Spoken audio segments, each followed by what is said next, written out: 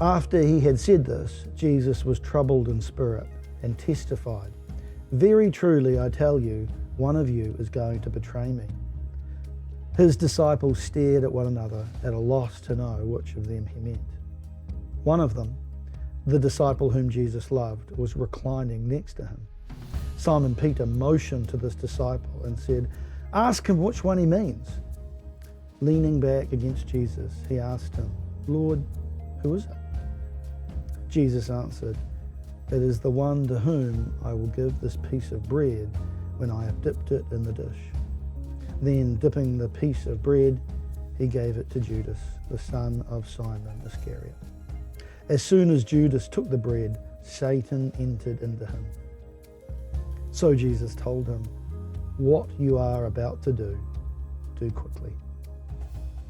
No one at the meal understood why Jesus said this to him.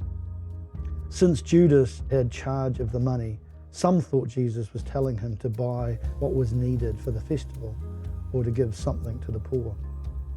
And as soon as Judas had taken the bread, he went out, and it was night. This is a really challenging and painful passage. And I think of how Jesus must have felt to experience the betrayal of Judas. I guess Judas Iscariot is sort of the name that we use as the villain. I think of at the freezing works, they have a sheep called the Judas sheep, which is the tame lamb that leads all of the other sheep so that they willfully go in to be slaughtered. But also Judas was someone who spent 3 years with Jesus, and the profound pain that Jesus must have experienced while still anticipating it of the betrayal of Judas must have been just so painful.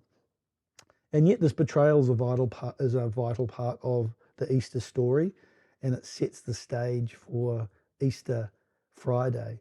There is no Easter without the betrayal of Judas and that relationship with Jesus. And it reminds me that Easter is about the pain also of our human relationships. The pain that comes when we experience our own betrayal in our lives, where our relationships are broken or estranged or spiteful or unforgiven. And that these are the places that seem to hurt the most. Places where people that we love, friendships that we've had, when they turn sour, there's nothing so exquisite as the pain of experiencing that.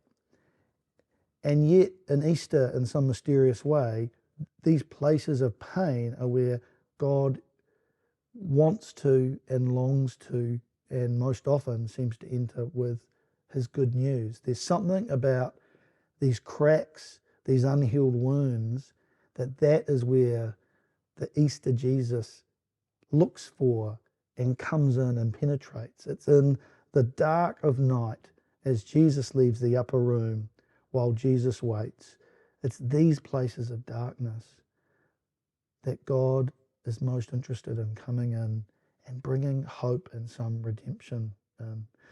So I guess this Easter I'm wanting you to think about, what are the dark places of your life where relationships have become broken and infected, and you experience that pain of disconnection from someone whom you've loved or people whom you have loved? And how might God be wishing to break into those places in your life? And I know you might not want to even think of them because they're so painful. But how might God be wanting to break into those places and offer you some unexpected gift? I'm not promising of great reconciliation or healing. But what I do know is that God is really interested in our wounds, and that is where his hope tends to come in. So spend a moment reflecting on what are those relationships that are broken in your life, and what might God be saying to those places of pain.